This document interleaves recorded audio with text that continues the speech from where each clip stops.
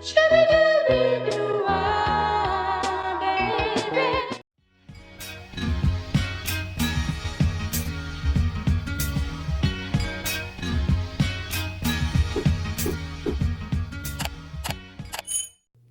Hey, hey, hey, tribe. How's it going?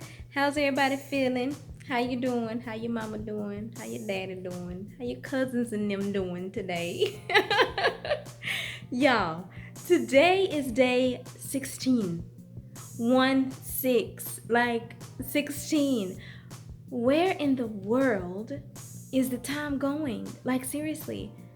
Like, we're almost done with October, y'all. And October is my month. It's my birth month. So, hey, whoop whoop, October babies.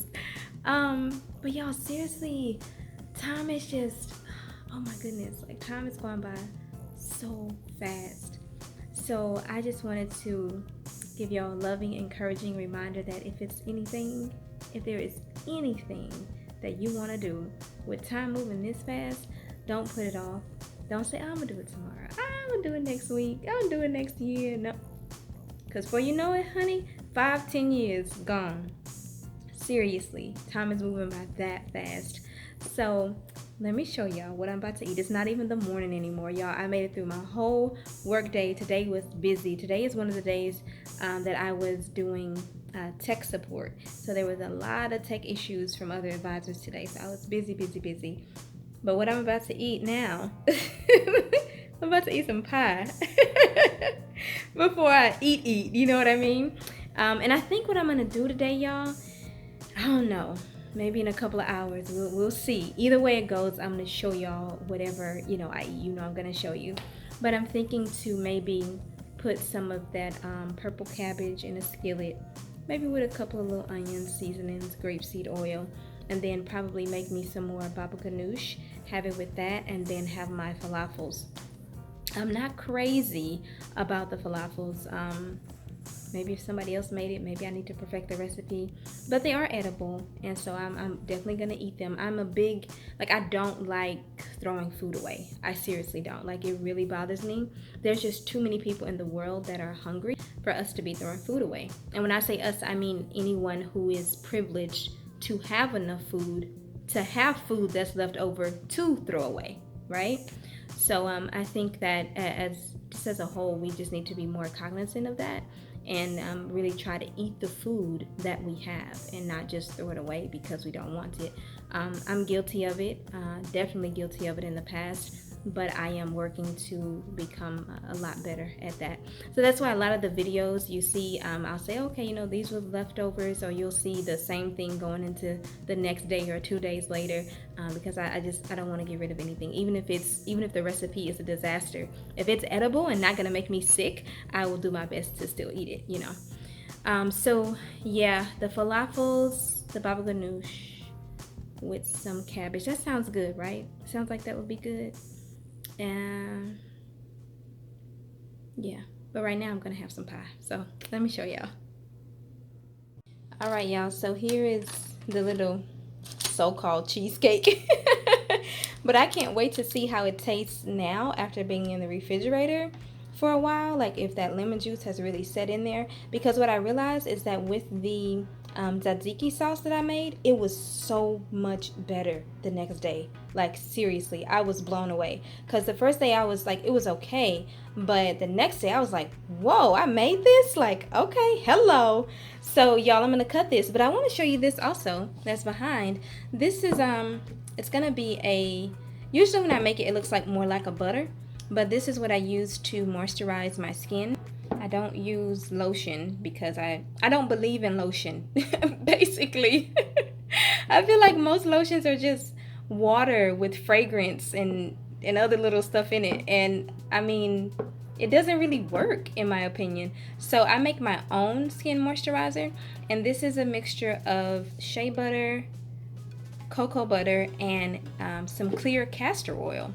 So this is what that looks like. And all I do is melt down the 2 butters, and then I put the oil in there. And then you can, if you do this, you can put in a fragrance too. I use peppermint essential fragrance oil, In the past, I've also used sweet orange essential oil. So for this, I use essentials, but y'all know, like, I sell the synthetic fragrance oils in my shop as well. But for this, I always use essential. So that's what that looks like. And what I like to do now, it's completely cool. It was hot way earlier, but you can put it in the freezer, let it solidify a bit, and then take it out and you blend it up, just like you're blending like cake batter. And you just blend, blend, blend, and it becomes whipped, and it's like really, really nice on the skin. So usually I like to put coconut oil in it, but this time I was like, let me put castor oil, because the castor oil really softens your skin. It also softens your hair as well. So I put this on earlier, and y'all, my skin was just amazing. So if anybody's looking for a recipe to make their own body butter, try shea butter, cocoa butter, and castor oil, and then any type of scent you want to put on there if you want a scent. So let me go cook this pie, y'all. Alright, y'all, so it separated quite nicely. I pulled it out a little bit, but I was like, let me just put it back so I can show y'all. I was kind of afraid that it would still fall apart, but I suppose the longer you let it sit, well, I knew that from the beginning, I just didn't do it, but the longer you let it sit in the refrigerator, the more solid it becomes. So it looks better now versus when I first cut it. You remember it was like falling off. You can kind of see that there, and that has solidified. So, and if you are watching this but didn't watch the video where I made this, I will definitely link it if you're interested. But this is basically a plant-based raw mock cheesecake. Looks pretty good, y'all. Now, let's go in the living room and sit down and taste this. Hold on. All right, y'all. So we are in the living room, and I'm just being a little lazy. I didn't get my tripod, so y'all just in my hand. But here's the pie. I already took off a piece. So let's see. Now, yes, we did taste it the first date, and it was okay. I wasn't really too crazy about it. I feel like it's a nice sweet treat, but it's not something that I would just go crazy for. But there is what do we put in there? Lime? Was it lime or lemon? I think lime, lemon. I can't remember. One of them. So I'm hoping that it tastes better now. Like when the tzatziki got better, I hope this did too. It smells nice. It smells fragrant. I think that's the black walnut. Oh, it smells really fragrant. Let's see why.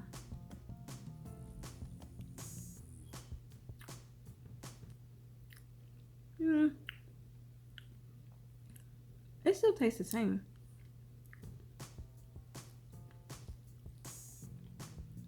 Yeah. The black walnuts they're actually a bit overpowering. I think in the future, if I use something with walnuts, I would use half black walnuts and half regular. Because the black walnuts, they're really, really bold. Like, that's hitting me in the back of my throat. And then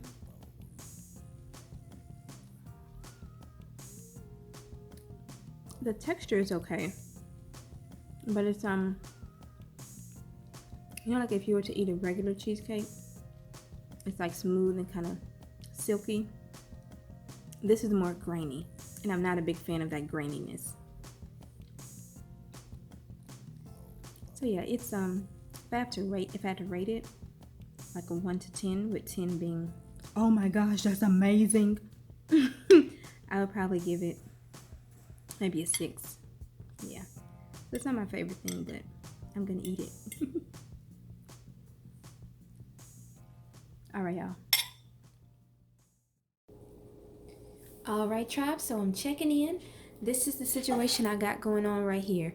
So I showed y'all in a previous video, it was really rough. I didn't do a lot of steps, but I kind of gave y'all the gist of what I do to make the Baba Ganoush, which I absolutely love. Again, if you are not familiar with Baba Ganoush, if you didn't watch that video, Baba Ganoush is like the cousin to hummus. And if you're not familiar with hummus is like a really nice chickpea dip.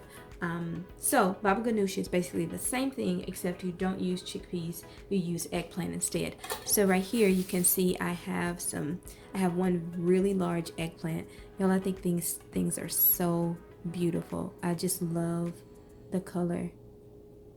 They are so beautiful. The color almost looks unreal. It's so pretty. It's fresh out of the refrigerator, so that's why it's cold and kind of dripping there. And then I also rinsed it. And then this is a smaller one. So I'm not quite sure if I'm going to use both, but I do know that I'm going to use this entire big one because I want to make a lot. Like, I kind of want to make enough to last me for a week. I like it so much. I just want to have it in the refrigerator ready when I want it. So all you do, and I probably should have got my bigger knife, but we're going to deal with it. You chop off the tip here, and some of that in there may very well still be good, like just up to there. So I might play around with that and get that out and just leave the very, very tip. I don't want to waste it. And then we're going to this other end here, just going to get that little guy off right there. Y'all, my knife doesn't want to be my friend. Maybe I need to sharpen it because it seemed like it was sharper previously. And that part, I think that part is fine. Yeah, because all we're going to do is bake it. You're going to bake it until the skin starts to shrivel. And then we just scrape out the center. So you're not going to actually eat the skin, okay? So I'm just going to cut it like, I think I'll cut this into 3s.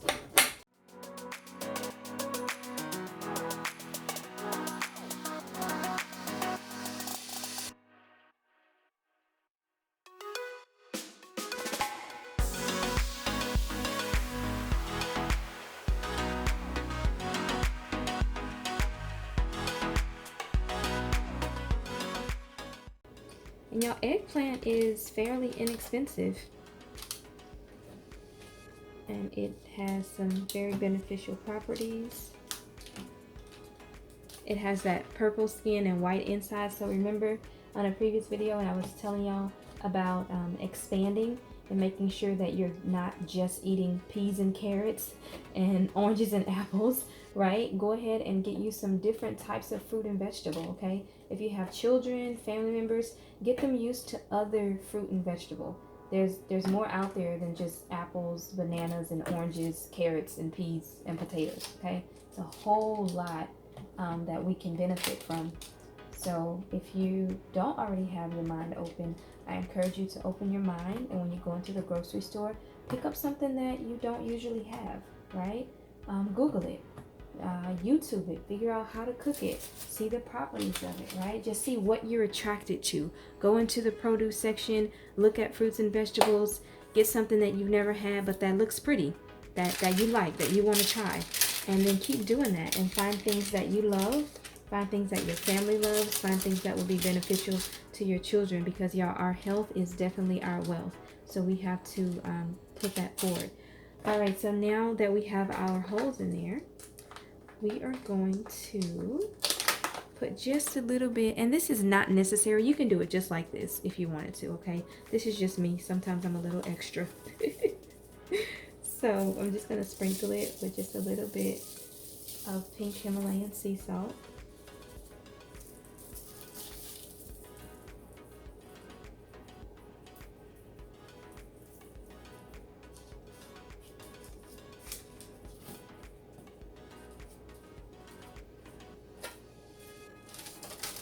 And doing this gives your Baba Ganoush a really nice flavor. I mean, baking it, not the salt necessarily. It helps a little bit, but just baking it pulls out that really distinct taste of the eggplant. And that's what makes your Baba Ganoush, okay? So make sure that you don't, don't skip this step. Definitely bake them. I'm pretty sure there's, a cheat way that you can do it, but I would say definitely bake them. All right, and then my favorite, y'all know, I probably said this like a million times. I'm telling y'all, if you have not gotten this Pompeian extra virgin olive oil robust, you you missing out on life. Like seriously, you need to get this. Uh-oh, that's a little too much. And I have a small jar this time because I went to, you remember I mentioned that Asian International Market. That's where I went. And this was like the last one that was there. So evidently everybody else loves it too. And that's all I'm gonna do. I'm gonna pop this into the oven. I have mine set to 375, and I'm probably gonna do maybe 25 to 30 minutes or even more. It really just depends. This is one of those things where it's gonna depend on the size of the eggplant you use and also the size you cut it into. So just keep an eye on it. I would say every 15 minutes or so, take a look. You want the skin to start to shrivel up. You know how when you get into the bathtub or a pool and you stay in for too long and the tips of your finger get all wrinkly? That's what you want the skin to look like, okay? Once your skin gets there, then it's time to take it out, and then all we're gonna do is scoop out that eggplant, put it into our food processor with some other ingredients, and boom, that's it. Super simple, super easy. So I will show y'all what my skin looks like once it's all shrivelly. And I am going to go ahead and enjoy one of my cactus fruit. I absolutely love these things, y'all. So I'm going to eat that. And I think I might make me a soursop smoothie. So if I do, I will definitely show y'all that. Alrighty, y'all. So I did decide to go ahead and make a soursop smoothie. The eggplant is still in the oven.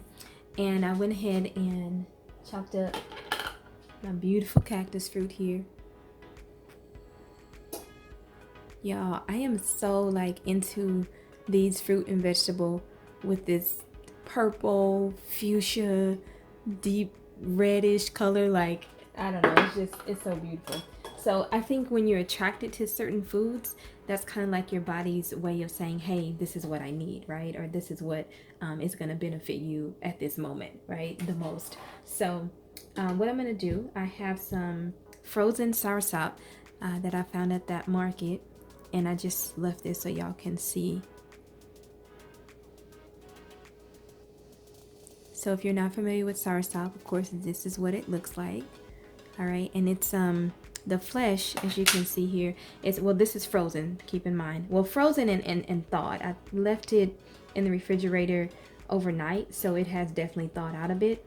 But this is what it looks like. So if you can imagine the inside of this and just kind of like pulling those pieces out and then de-seeding it, that's what you're left with here, okay? And it's really smooth. It has a it's hard to explain it. I really like it though. It has like a nice hidden sweetness to it. It's kind of creamy, a little bit tart, hence the name soursop. Oh my gosh, y'all, it's like a mixture between a pineapple, a banana, a jackfruit, and something else. Y'all, it's you just have to taste it. You really have to taste it. I absolutely love soursop. Now, getting it like this frozen was a lot less expensive. If you just buy the fruit alone, you are gonna spend a grip. It's a very expensive fruit. So if you cannot comfortably afford that, try to find it frozen, or just get a small one, because they're definitely going to charge you usually by the weight. So if you're just trying it out, just get a really small one, okay? Because a big one is probably going to run you anywhere from $7 to $10. So try to get a small one. Just trying to see how much I want to put in here. I couldn't believe they had this there frozen, and this was under $3, which is truly a steal for soursop, like seriously. And that's here in America. I have to keep in mind, I hit the tripod. I have to keep in mind that people may be watching me elsewhere. So in America, it's expensive. But when I bought it from H-E-B one time, I got like a medium size one, and I want to say it was about $7. The lady that rung me up, she looked so surprised, and she works there, and she was like, oh, in my country we get these for free. And I forgot which country she told me she was from. I was like, what, really? So I guess because they are imported, that's why they're so expensive here in America. I don't know, but I know that they're very healthy for you. So, and if you can't find it in stores, find you a Jamaican restaurant, okay? pretty much every single Jamaican restaurant is gonna have some soursop juice. Just be very careful if you do get it from a restaurant, because some Jamaican restaurants like to put rum or some type of liquor in it. So if you buy it already pre-made, just ask. If you're like me and you don't drink alcohol, just ask and make sure there's no alcohol in it. All right, and this is our sea moss.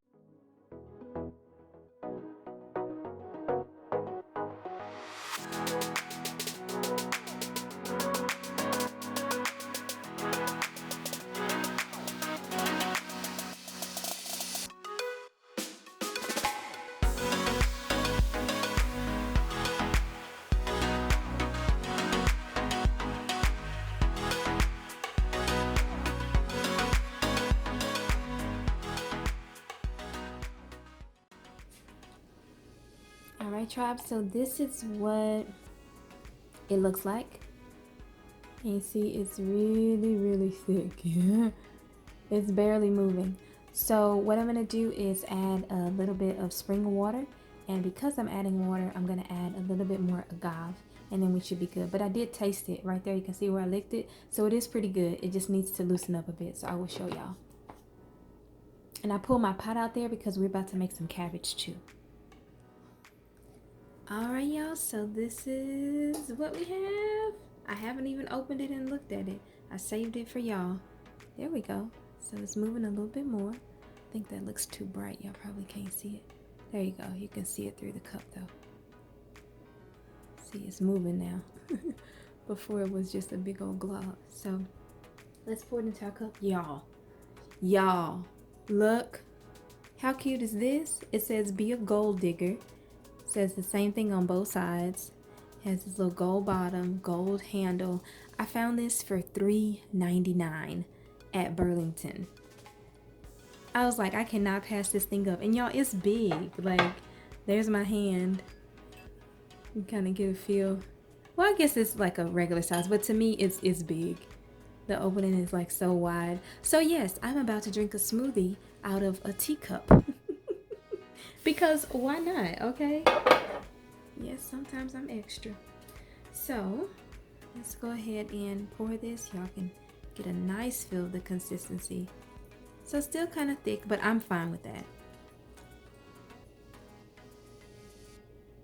I kind of, want something that's gonna stick with me for a minute. Because y'all know I've been saying, oh, I don't want to lose weight, and I don't.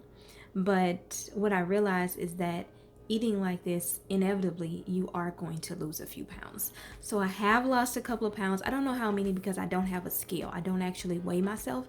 I just pay really close attention to my body. So certain areas that were a little bit thicker or a little bit thinner now. So I'm like, I lost weight. Or, your pants or your underwear might fit a little different and you're like, oh, I lost weight. So that's how I know. But let's taste this, y'all. Bismillah.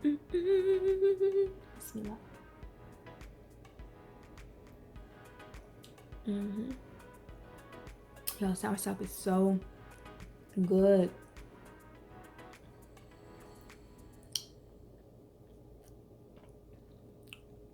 The only thing I think I'm gonna do is add some ice. It's not cold enough. One moment. All right, y'all. I went to the freezer and just chopped out a big old chunk of ice. That should work. I have one of those, I have a bag of ice in the freezer. And if it thaws and then refreezes, you have to like choo, choo, choo, choo, choo.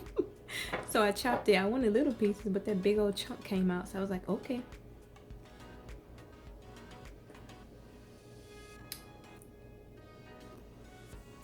Well, of course it ain't cold yet, but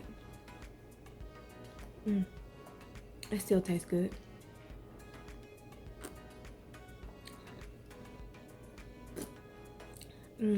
Y'all, this is so good. Seriously, you have to try that. That is so good.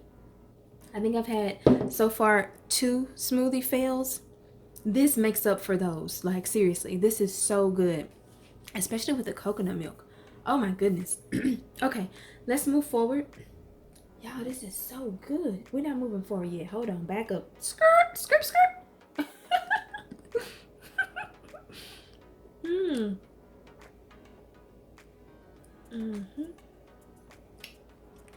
drunk it right there with the ice. It's definitely better cold. Y'all, I'm such a foodie. Like, I may be small, but trust me, it's not because I don't eat. I'm just small because I love food. All right, so I'm gonna show y'all a method that I like for cooking cabbage, which is not boiling it. It's more so just putting it into a skillet. All right, y'all, so I have over here my deep skillet. A moment ago I had the smaller one, but I was like, if I'm gonna put all that in here, it's not gonna fit. So I just got my deep one, and I put, as you can see, just a little bit of grapeseed oil in there. We're gonna let that baby heat up, and we're just gonna throw our cabbage right in there. Now I'm gonna get this little, you see how I start to get a little yellow tinge there? We're gonna get that off. We don't need that.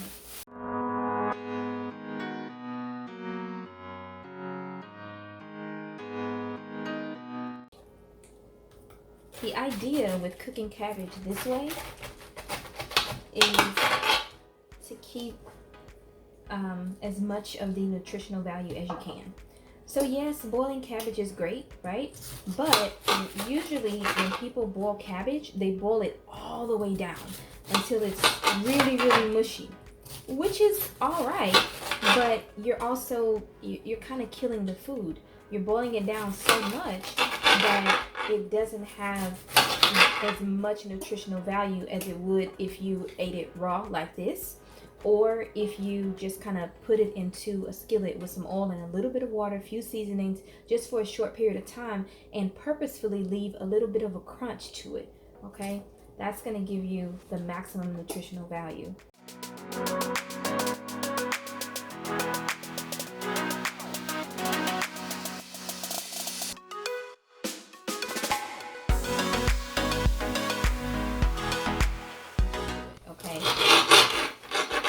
Like, you know, if you boil cabbage, you can kind of put that sucker in the water and just leave it for a while, right? But with this method, it's going to actually cook fairly quickly, and you need to make sure you're watching it so you can move it around. And you also need to pay attention to the liquid content. So right now, all we have in the bottom is just a very little bit of oil, which by now is probably gone. Just about. So we want to start moving our cabbage around, and at this point we want to add just a little bit of water, okay, to help it out.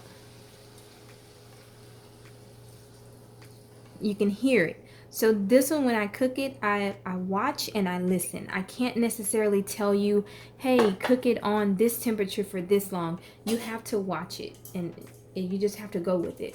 So you heard that sound? It stopped sizzling because I put the water at the bottom, right?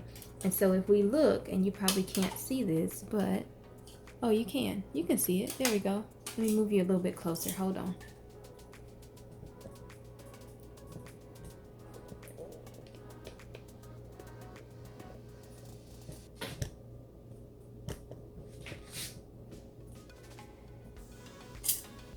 Alrighty, Tribe, so I got you real up close and personal right now.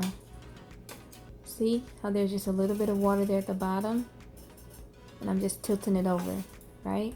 So that's kind of what you want. And kind of think about it as if you're cooking in layers. So once it starts to sink down, you'll notice that that bottom layer is cooking. It's going to soften up, and then you just kind of need to flip around and let the rest of it cook. And it's going to go down, down, down. As it's going down, add more water periodically, but you're not putting in enough water to drown it and not enough water to boil it. Just enough water at the bottom for it to cook in, okay? And then at the very end, we're going to probably add a little bit more oil and then our seasonings. So this is just the way I do it. I like to put the seasonings in at the very end, or towards the very end. So I'm going to go ahead and turn this up to, we're going to put it between a 5 and a 6. So that's like medium high on some stoves, I believe, because my stove goes from low to high, 1 to 9. You see there? That's how the stove goes. Low, 1, all the way up to 9, and then high. So you can see I have it between the 5 and the 6, okay? Now I'm gonna be quiet so y'all can hear this. Hopefully it's picking up the sound like I want it to. Because that water is just now starting to boil up a little bit, because we now have it on 5 and 6. So we're gonna let that sound go for, I don't know, maybe about 5 minutes or so. Like I said, you have to watch it. And I don't know if you can tell, but it's kind of already starting to go down just a bit.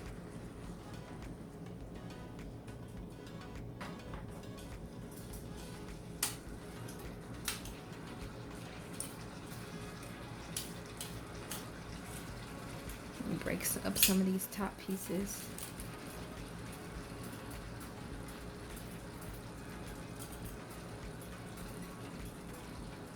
Okay, so now y'all can see we got some action here, right? This is what you want to happen. You see how the texture is changing, okay? So once you notice that, right, you don't want to let it get mushy, then it's time to go ahead and start flipping it around. And I hope that the camera is picking up what I can see, you know, with my eyes, because sometimes with your eyes you notice things that are not necessarily revealed on camera. So all you would do is just start flipping things around. And honestly, if I had a bigger skillet, I would use a bigger skillet. I know that when it cooks down, this skillet is going to be perfect, but right now for like flipping it around, this skillet is not big enough, but this is the biggest one I have. So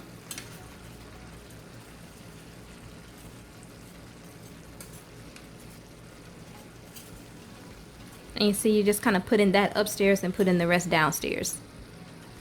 And just keep going through that process until all of your cabbage is cooked down. And so I will show y'all what that looks like. And remember, periodically we may have to add some water, so you would just watch that. So that's what I'm going to be doing, and I'll show y'all what it looks like. So the cabbage has cooked down a bit, and you can see that the color has changed. We no longer have those white pieces. It has taken on the color purple. I love that movie. So look. And then some of the center pieces that were a little bit more hard, those kind of still have a ways to go. But you see right here, these are soft, and you could actually eat those right now. So remember, I want mine to remain just a bit crunchy. And then I want to show y'all how much liquid we're working with down there. See, not a lot at all. So at this point, I'm kind of done with the flipping and turning.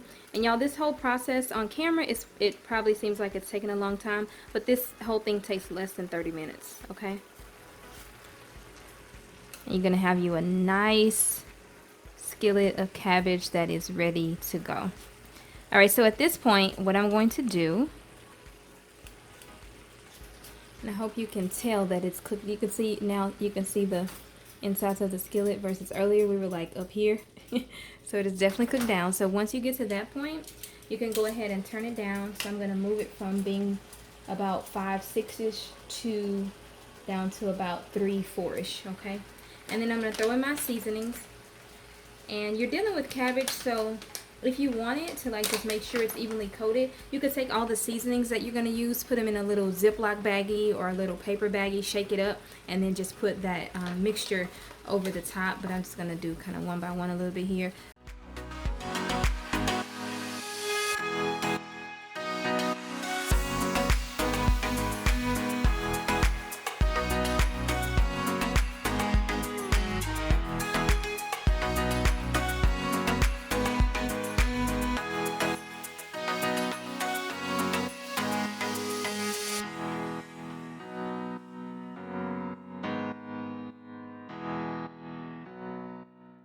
Oh goodness. Oh my goodness. Y'all, that's what I get for trying to do this one-handed. Oh my goodness. Now I gotta fix that. I'm not gonna edit this out. Y'all need to see my mistakes. I don't know what I'm gonna do with this little piece. Oh my goodness. Maybe I'll rinse it off and then put it back. I don't know what I would do, y'all. Let me go put it in this bowl over here.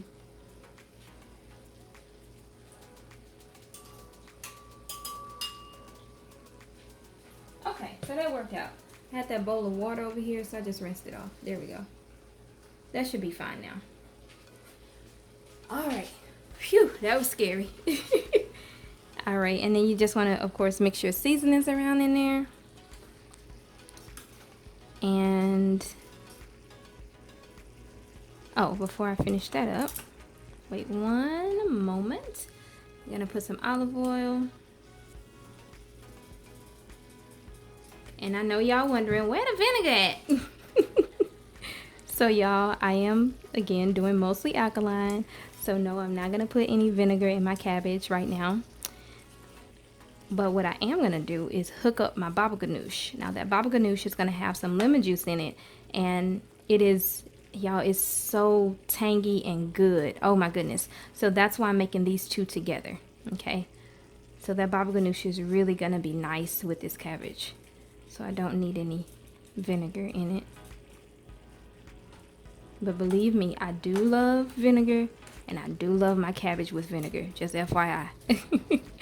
But I'm sticking to what I said I was gonna do, mostly alkaline, so we're just staying away from the vinegar for now.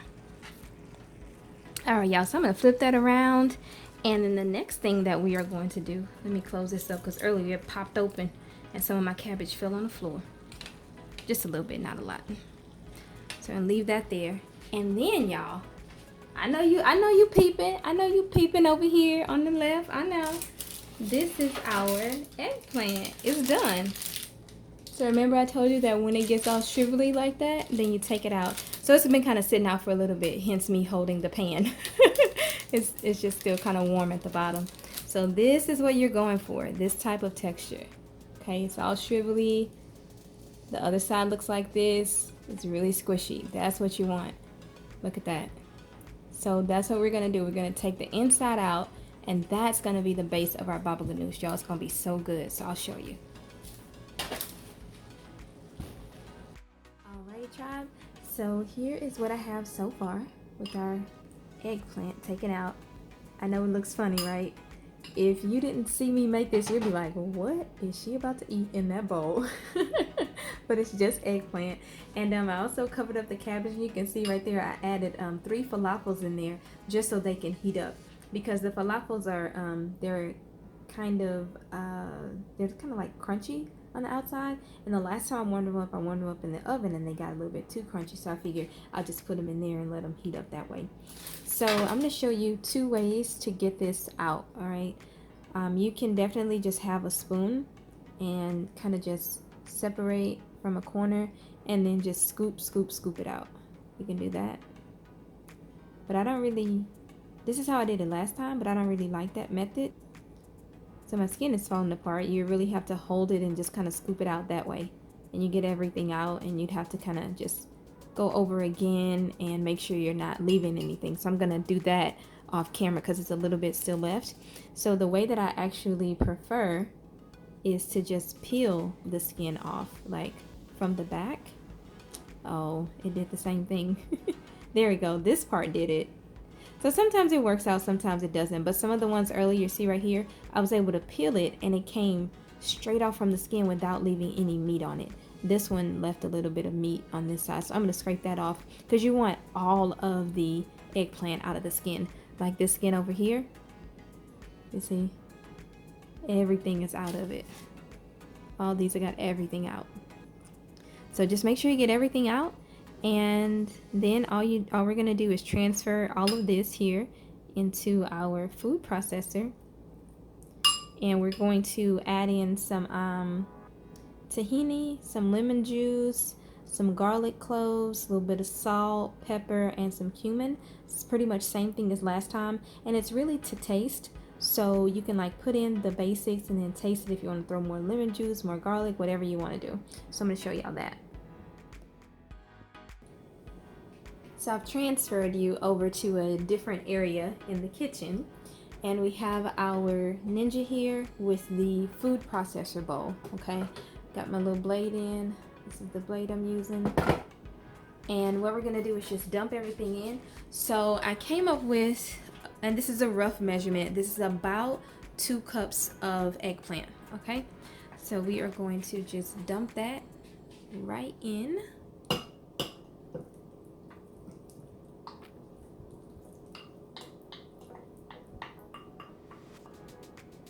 Get off the top of there, honey. There we go. Get all of it in there, y'all. All of it, because the eggplant is what makes this, like, just that flavor. And then I have, this is about a half a cup of tahini.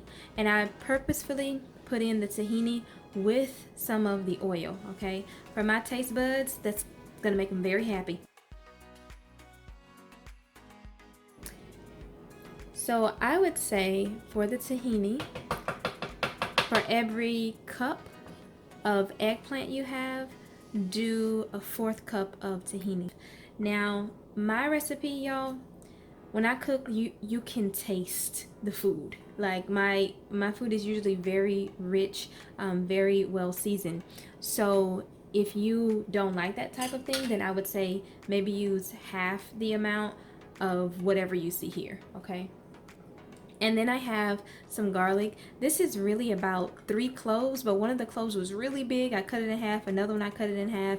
So I would say maybe for every cup of eggplant, a clove or 2 cloves of garlic, depending on your taste buds, okay? And then I have about 1 teaspoon of pink Himalayan salt. This is about half a teaspoon of cumin, and then a little bit less, or about half a teaspoon of cayenne pepper. I think you are safe to start off with these measurements, and then if you need more for the seasonings, you can definitely add more, okay? Y'all look at me, I'm growing. See, I'm trying to do measurements. I can't promise you that I'm always gonna do measurements because I don't really like measuring. I feel like it holds me back. But I think it's very beneficial for other people. So sometimes I'll measure and sometimes I won't. And then y'all, I have the juice of 1 whole lemon, and I left the rind here so you can kind of get a feel for the size of the lemon. I would consider this to be a medium sized lemon because I've seen really tiny ones, but maybe some people would consider this small. But you see in my hand, so you can get a feel for the size of it. So all I did was just take this little contraption, you know, put it around like that, and this is how much juice I got. All right, and we're just gonna pour, I would say we're gonna pour maybe about half of that in there, and then I'm gonna taste it, and if it needs more, I'll put the rest of that lemon juice.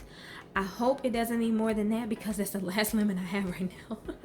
But I really like lemons, so if it needs more, I'll probably just make it like this, and if I go out later, get a lemon and add it in there later. But I think we should be okay. So we are going to go ahead and mix this up in our food processor, and I'll show you what it looks like.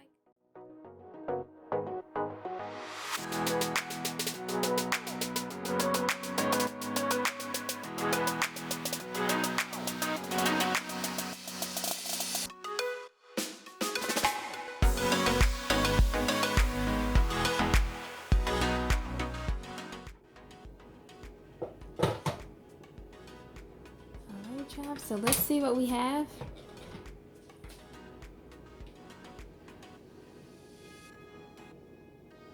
That's the consistency. And for me, that's pretty good. I like it thick. That's good. I'm gonna push this down from the sides. Oh, and y'all, I completely forgot. You do need some type of liquid in here. So last time when I made mine, I did coconut milk. That's the same thing I'm going to do this time. And the amount you would use would really be for whatever consistency you want. Adding some type of a liquid is just going to make it a little bit more smooth, and it's going to thin it out.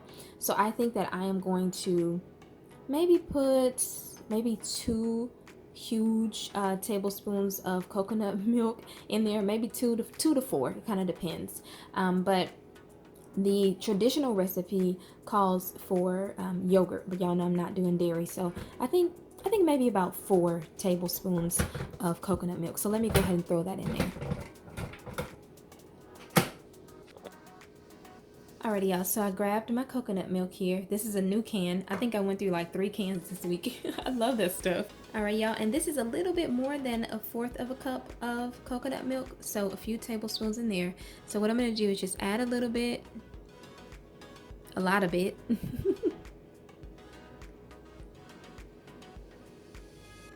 We're going to blend that up, see what it looks like. I think that should get it. If not, if I need it creamier, then I will just put in the rest. And if I put in the rest of that, I'm probably going to take out some of the pulp that's here and put that in there as well. Because the coconut milk, it has a nice flavor, but it is going to kind of make it a little bit more bland. It's not going to have the kick of the lemon juice that it has now. So I may just throw that in there also. Alrighty, y'all, so I believe we have it. I went ahead and added in the pulp, and it was more lemon juice at the bottom, as I mentioned, so I added that in as well. So let's see what we have. I also put in a little bit more of all of the seasonings, the salt, the cumin, and the cayenne pepper. And this is what it's looking like. Let's see what our consistency is.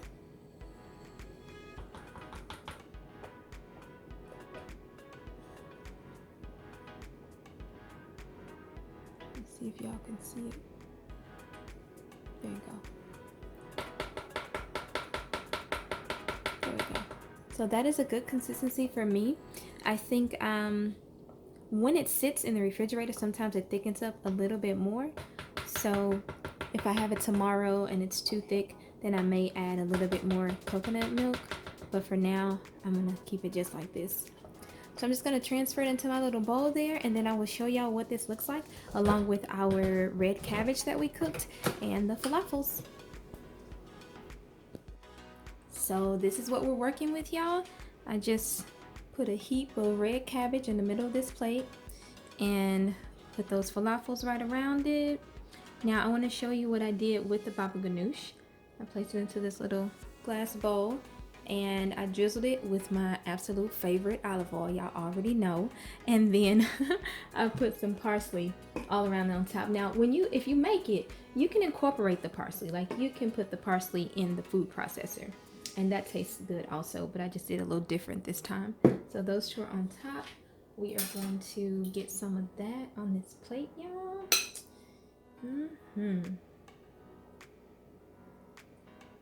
Oh my goodness. Ooh, yes, child.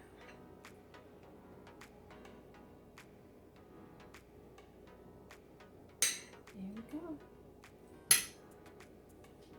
And I do still have my Soursop sea moss smoothie over here. So y'all, I'm about to enjoy this. Thanks so much for watching. Peace, blessings, love, and light. God be with you. Bye.